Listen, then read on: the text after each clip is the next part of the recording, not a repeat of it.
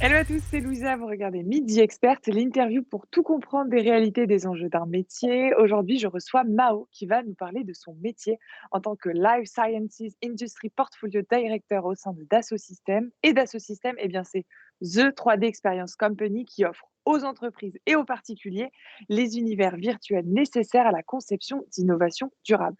Aujourd'hui, on va parler du parcours et du métier de Mao. Mais avant, ce que vous devez savoir, c'est que grâce à son réseau d'anciens étudiants de l'Université technologique de Compiègne, Mao a pu découvrir la diversité des sujets et des industries au sein de Dassault Systèmes et notamment un projet qui l'a bluffé, eh bien celui du cœur en 3D, qui l'a convaincu de travailler pour Dassault Systèmes. Et enfin ça, elle va nous en parler plus en détail.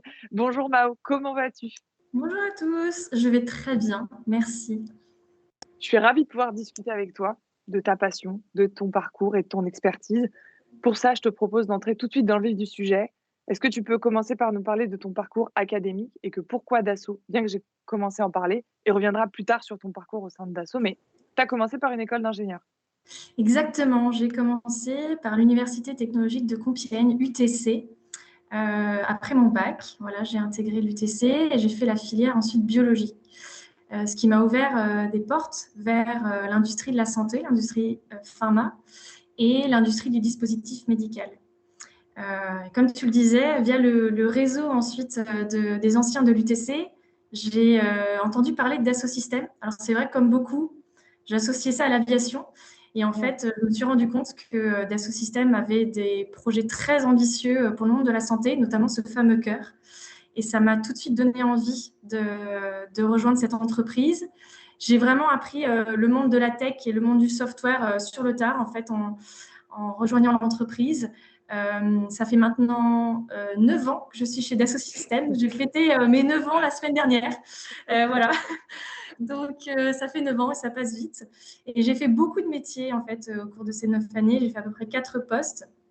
J'ai commencé par développer essentiellement des démonstrations en lien avec le secteur de la santé, justement pour valoriser et mettre en avant nos logiciels. J'ai pris un petit peu plus de responsabilité ensuite où je me suis occupée des solutions.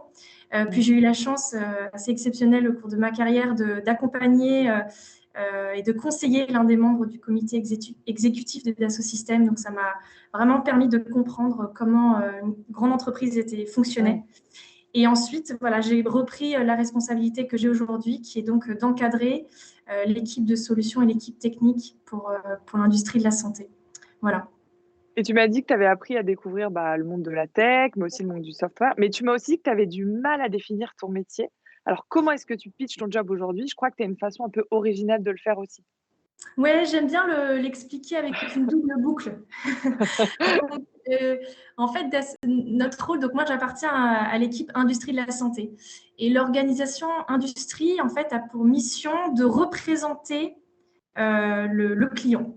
Donc, en fait, je suis à mi-chemin entre la R&D de Dassault Systèmes, qui sont ceux qui développent les logiciels, et nos vendeurs et nos clients, qui sont donc les personnes qui sont sur le terrain dans l'ensemble des géographies. Et pour moi, ma mission se résume en deux tâches principales. La première, c'est, lorsque je suis tournée vers la R&D, d'identifier les nouvelles fonctionnalités, les nouveaux produits proposés par chacune de nos marques, et ensuite de les présenter dans un contexte métier, celui de l'industrie de la santé, vraiment afin d'articuler au mieux la valeur de nos solutions. Et pour ça, mon équipe produit très concrètement des matériaux de vente, des matériaux marketing, des démonstrations techniques de nos solutions pour que vraiment ce soit le plus explicite et concret possible pour nos clients. Donc ça, c'est la boucle que j'appelle de la R&D vers nos clients, vers la vente, Ok. Ok. les marques.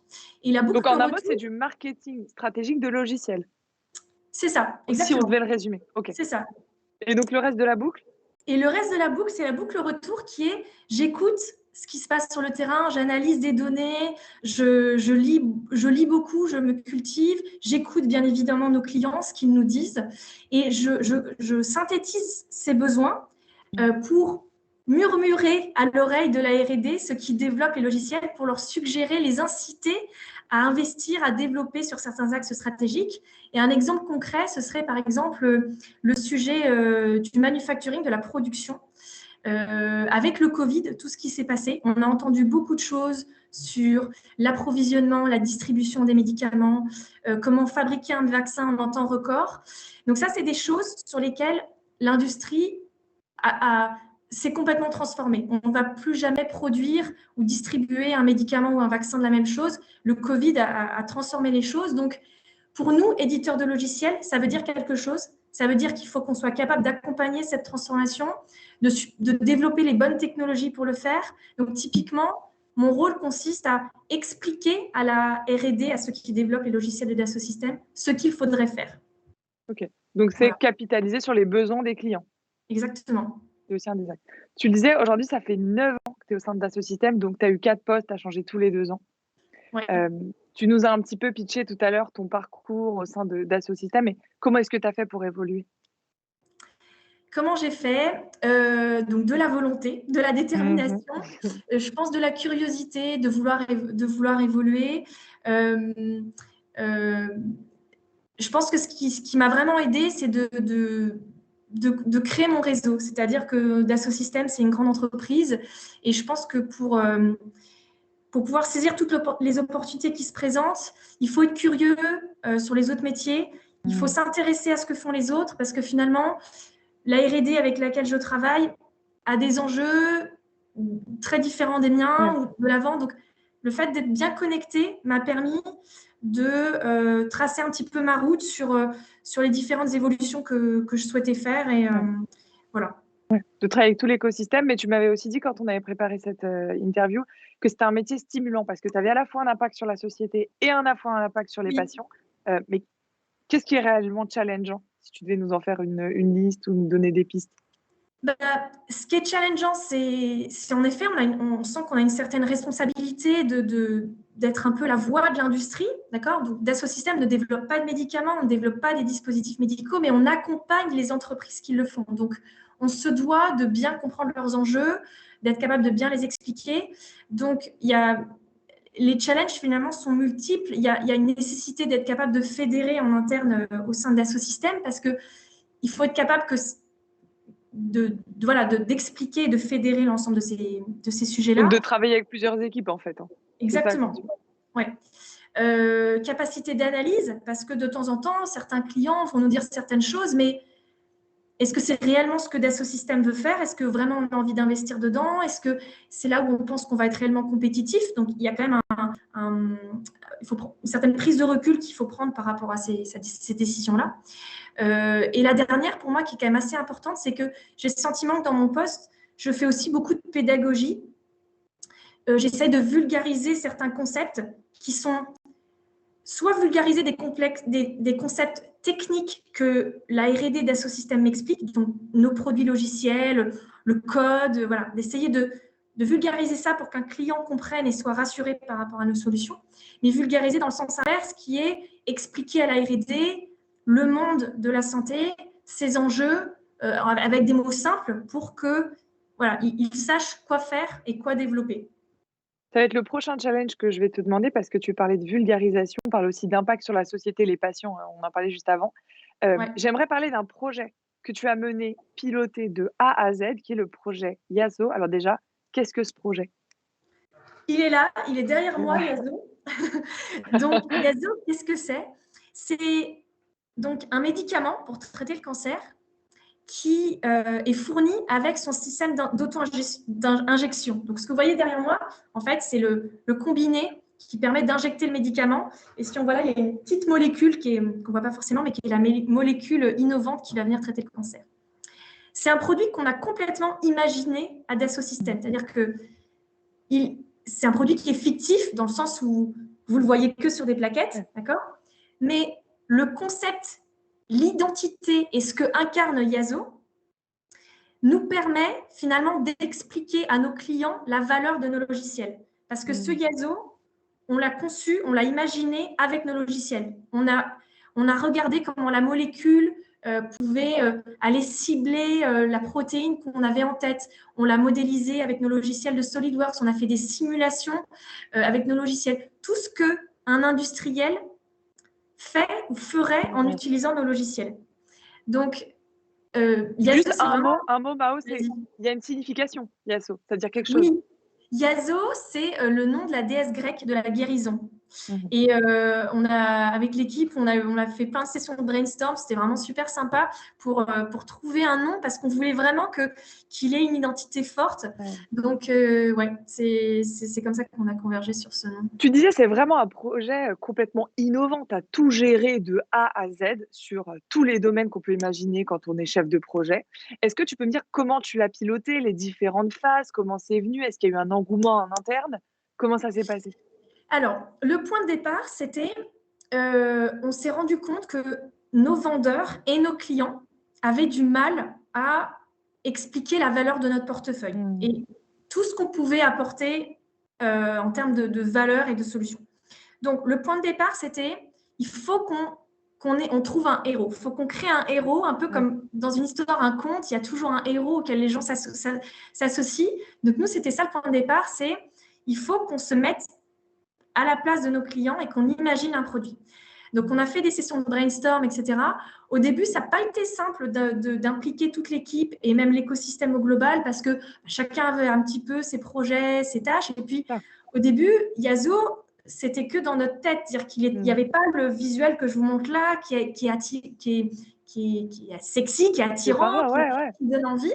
Donc, au début, ça a été compliqué de motiver les équipes.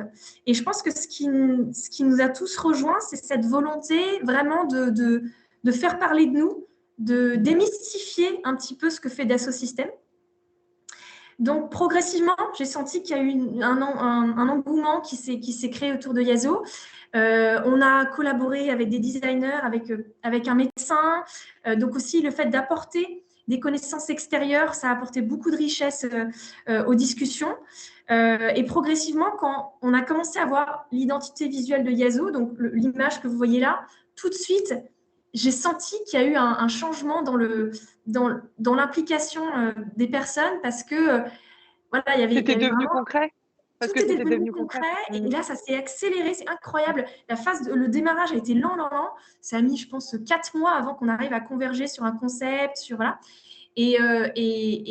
En 3 mois, on a produit des démos, des documents marketing, des vidéos, des interviews, un site internet. Enfin, ça s'est tout accéléré parce qu'il y a eu un effet boule de neige et on a réussi à embarquer tout un écosystème et c'était top de Ouais. voir comme beaucoup de choses se sont Ce débloquées. projet se concrétisait. Ça vous a pris combien de temps au total de le mettre Au en total, ça a dû prendre 9 mois, comme un bébé. Voilà. comme un bébé?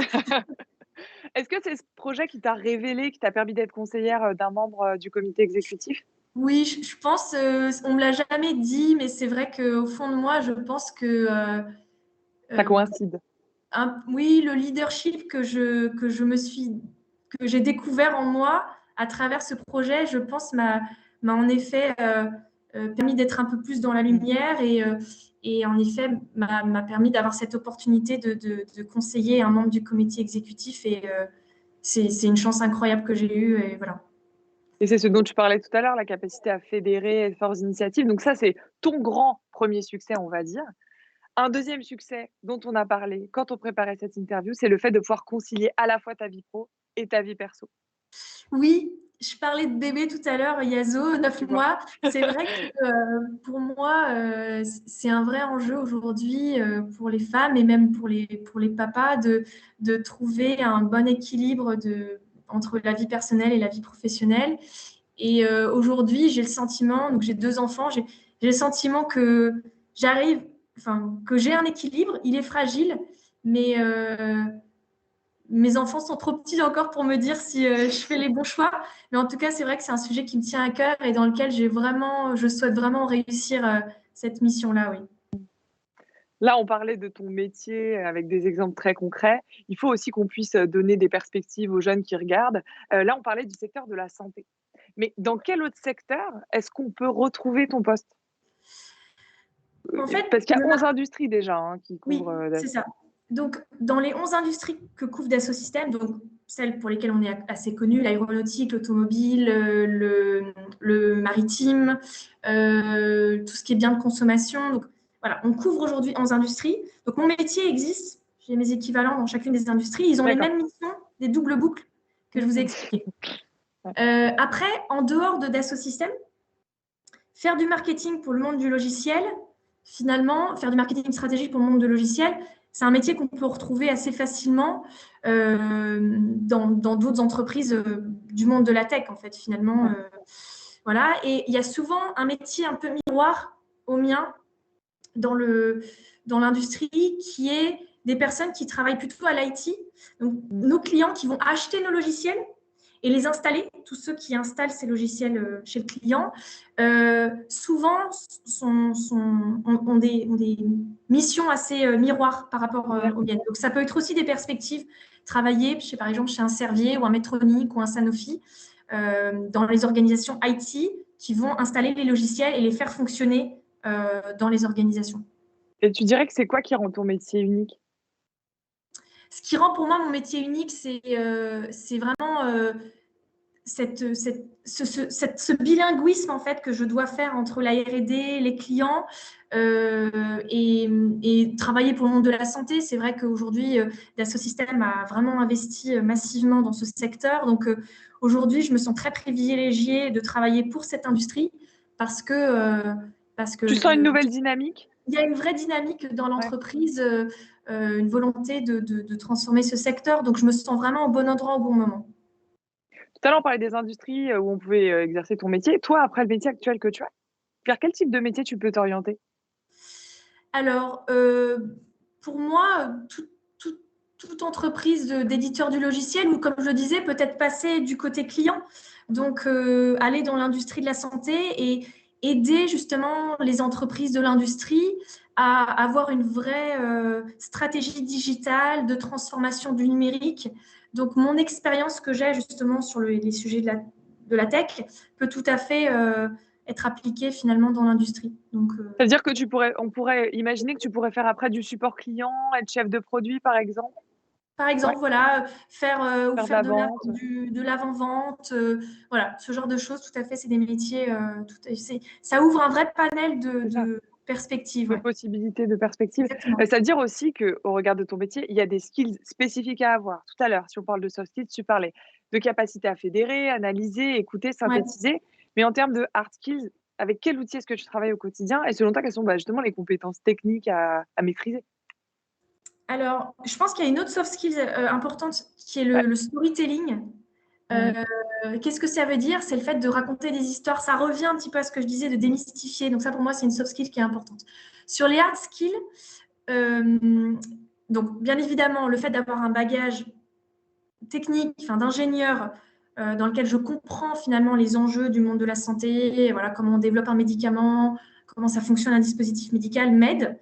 Donc ça, c'est vrai que c'est un atout. Après, il y a les personnes dans mon équipe qui n'ont pas forcément ce bagage Ouais. technique-là. Et comment finalement je me nourris, je continue à apprendre, etc. Donc, je lis beaucoup de sources d'informations. Il y a bien évidemment tous les sujets très scientifiques, donc la littérature scientifique sur PubMed, Publication Med, où là, on peut lire des papiers scientifiques. Donc ça, c'est vraiment quand je veux comprendre la science derrière ce qu'on veut Ouais. faire. Sinon, il y a pas mal de sites internet sur la medtech. Il y a le site Fierce Pharma qui est très intéressant, sur lequel il y a pas mal d'informations, de nouveautés et de news sur des sociétés qui sont rachetées, des nouvelles techno.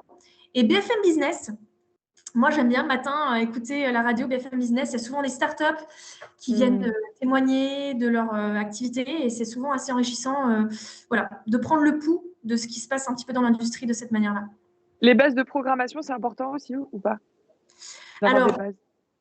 oui, je pense que maintenant, quel que soit le métier, comprendre la logique de la Ouais, c'est ça. programmation, Mmh. je pense que c'est important. Et aujourd'hui, pour moi, c'est assez important quand je veux pouvoir communiquer avec la R&D parce que c'est leur cheminement de pensée. C'est ça. Donc, il faut que je sois capable de me mettre dans leur cheminement de pensée pour que vraiment on arrive bien à communiquer. Après, moi, à titre personnel, je ne développe pas. J'ai personne dans mon équipe qui ne développe non plus, mais ça m'aide. C'est comme, voilà, Mmh.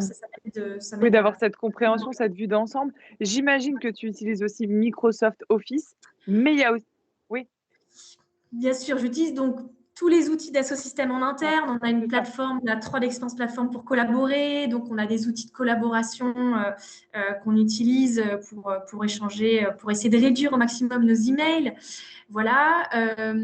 Et bien sûr, Microsoft Office fait une grande partie de mon temps, même si on essaye de plus en plus de s'affranchir finalement de PowerPoint et d'être capable d'utiliser des supports de présentation qui sont différents que des slides pour essayer de créer du lien avec notre écosystème. Toutes les méthodologies, les façons de travailler en école d'ingénieur, est-ce que ça te sert encore aujourd'hui? Complètement. Je pense que si vraiment j'avais à simplifier mon métier, c'est donc de créer du lien, de comprendre les métiers des autres. Et quand on est ingénieur, on se doit d'être capable de comprendre comment le produit va être utilisé par mon utilisateur final. Donc, cette compréhension de l'écosystème, pour moi, est dans la culture et l'état d'esprit d'un ingénieur. Et bien évidemment, de résoudre des problèmes, d'être capable de se poser des questions, avoir un raisonnement logique ou pas d'ailleurs. Parfois, c'est bien de ne pas avoir un raisonnement trop logique. Mais j'ai le sentiment d'utiliser au quotidien ce que l'on m'a appris à l'UTC. Les connaissances scientifiques pures de comment ça fonctionne, une protéine, une cellule, quand je discute avec mes clients, oui, mais au quotidien, c'est plus l'état d'esprit, la méthodologie de l'ingénieur qui m'est vraiment utile. Parce que tu m'avais dit aussi, c'est un métier qui peut être exercé très différemment en fonction des personnalités, des parcours pro aussi de chacun. Mais est-ce qu'il y a quand même des grandes mutations actuelles dans ton métier qui font un peu tronc commun, peu importe les parcours, peu importe les métiers dans ton secteur, quelles sont les grandes mutations actuelles ou à venir d'ailleurs? Je pense que mon métier peut en effet être exercé très différemment en fonction de la personnalité de chacun, du parcours professionnel, mais je pense pas que mon métier va être voué à disparaître. Par contre, il va être en perpétuelle évolution par rapport aux besoins de nos clients, par rapport à comment le monde de la tech évolue. Est-ce que je le vis mal dans le sens est-ce que je me dis mince, je suis quand même indispensable pour la société? Je pense pas, mais je pense que ce besoin de fédérer, de créer du lien, d'aider les métiers à travailler ensemble va perdurer. Et donc, je suis quand même très fière d'exercer le métier que je fais aujourd'hui. Et pour moi, il y a plein de perspectives. On aura toujours besoin de métiers pour créer du lien et aider les gens à se parler entre eux. Donc, je pense fondamentalement, c'est ma mission. Mais parce que parmi les tendances aujourd'hui, on parle toujours évidemment de la data. Ça veut dire quoi? Que l'accès à l'information, elle va peut-être changer dans ton métier, que les données, elles Oui. vont être pré-analysées, par exemple? Ouais, en effet, peut-être que ce qu'on fait aujourd'hui manuellement ou peut-être avec un cerveau d'humain qui est d'analyser de la donnée, en effet, peut-être que la technologie va m'aider à faire ça plus facilement, plus rapidement. Mais donc, oui, en effet, peut-être que c'est une évolution que j'imagine que je conçois en fait pour mon métier. Ouais. Mais ça, c'est les tendances, mais quels sont les défis de demain? Parce que tu m'avais dit, par exemple, il y a beaucoup d'acteurs du monde de logiciels, de la start-up au GAFA. Tu m'avais aussi parlé des entreprises qui venaient aider de plus en plus le monde de la santé. Pour toi, c'est quoi les challenges de demain? Les challenges de demain, je pense, pour Dassault Systèmes, pour moi, c'est de trouver le bon positionnement. C'est-à-dire que, en effet, il y a beaucoup d'acteurs, des startups, des GAFA. Et aujourd'hui, on voit d'ailleurs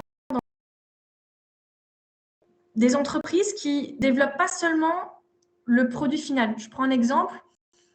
Une société comme Damae Medical qui développe une machine pour faire de l'imagerie de la peau. Développe pas seulement la machine pour regarder en fait la peau. Elle développe aussi les logiciels derrière pour analyser les images de la peau, faire du machine learning ou de l'intelligence artificielle pour ensuite donner des diagnostics. Donc, le monde de la tech et le monde du hardware, du software et du hardware commencent de plus en plus à travailler fusionner, en fait, à travailler ensemble. Donc, je pense que pour Dassault Systèmes, nous qui sommes uniquement fournisseurs de logiciels, il y a un vrai enjeu sur quel est notre positionnement, comment on crée les bons partenariats pour pas être justement en compétition, mais venir vraiment comme acteur pour aider à la transformation. Et donc, je pense qu'aujourd'hui, les défis pour nous, c'est de trouver notre bon positionnement par rapport à tout cet écosystème qui est en mouvement. Est-ce que ça veut dire qu'il y a des compétences, des skills sur lesquels il faut déjà travailler? Bah, donc, c'est sûr que développer les métiers techniques, c'est vraiment les métiers de l'avenir. Même si moi, aujourd'hui, comme je disais, je ne développe pas, c'est évident que savoir développer tous les métiers de data scientist, c'est des métiers d'avenir. On va avoir tellement besoin de ce métier-là pour analyser tout le flux d'informations. Donc, moi, si j'avais un conseil à donner, c'est sûr que je recommanderais vraiment De se tourner tous les vers jeunes ce genre en tout cas, être curieux et à s'ouvrir au code. Et d'ailleurs, mon mari est très technique et lui, il a très envie d'apprendre à nos enfants à coder très tôt. Donc, mais d'ailleurs, je pense que le système pédagogique met des leçons de code très tôt maintenant dans la scolarité, ce qui est pour moi une très bonne chose. C'est-à-dire qu'il faut aussi avoir des compétences sur la génétique, l'immunologie, par exemple. Oui, alors ça, je pense que ça aide parce qu'en effet, c'est des métiers, c'est vraiment des métiers d'experts. Et la data va pas tout faire. In fine, on va avoir quand même besoin de personnes qui comprennent comment fonctionne le génome, comment fonctionnent les protéines, comment fonctionnent les cellules. Donc, c'est sûr qu'on a quand même besoin derrière de métiers en lien avec la biologie ou en lien avec le biomédical. Ça, c'est évident que si, en tout cas, si on a envie de travailler dans ce secteur, c'est une base importante à avoir. Tu m'avais aussi dit, par rapport aux skills à développer, les conduites des procédés, comme les formulations, mais aussi tout ce qui est dans ton spectre aujourd'hui, c'est-à-dire marketing, gestion de projet, Ouais. communication. Ça, c'est des skills sur lesquels il faut déjà travailler. Oui, tout à fait. Et ça, je pense que quel que soit le type d'école, on est formé à la communication, au marketing, voilà. Je pense que c'est aussi beaucoup de choses qui s'apprennent sur le tard et qui s'apprennent aussi dans les On métiers. développe, Voilà. quand on est intégré en entreprise. Ouais, bien évidemment, tous ces aspects-là sont importants, oui. Tu nous as déjà donné beaucoup de conseils, Mao, mais est-ce que tu as, ce sera mon avant-dernière question, des conseils à donner pour ceux qui voudraient se lancer? Bah, personnellement, donc moi j'ai une formation d'ingénieur en biologie, mais j'exerce pas un métier technique. C'est ce que je disais à propos parler. En revanche, je me sers vraiment tous les jours des méthodes d'analyse, de questionnement, de tout ce que j'ai appris en école d'ingénieur. Ouais. Moi, si j'avais un conseil à donner, c'est être curieux, avoir envie de travailler en équipe, aimer résoudre des problèmes et aller au bout des choses, et voire même sortir parfois de sa zone de confort pour être sûr que je comprenne bien ce que me dit mon voisin, même si ce n'est pas mon domaine. Donc, oui, pour moi, ce seraient les conseils que j'aurais à donner aux jeunes qui nous écoutent. Est-ce que vous recrutez en ce moment? Oui, alors on recrute, on a des stages ouverts, il doit encore rester quelques offres. Pas dans mon équipe, malheureusement, parce que j'ai trouvé mon stagiaire la semaine dernière. Mais Toutes il y a les encore... offres sont sur career.3ds.com. Exactement. Toutes les offres de stage et de premier emploi sont sur career.3ds.com. Je te remercie beaucoup, Mao. C'était vraiment un plaisir d'échanger autour de ton travail slash passion, j'ai l'impression. Oui, et plaisir partagé. Un grand merci. Chez vous, vous pouvez retrouver tous nos contenus sur YouTube, Instagram, TikTok ou sur le site de jobteaser.com. Mao, à très bientôt. Merci encore pour cet échange. C'est moi. Bonne journée à tous. À tous, à très bientôt. Et chez vous, comme d'habitude, je vous donne rendez-vous très vite pour un nouvel épisode de Midi Expert. À bientôt.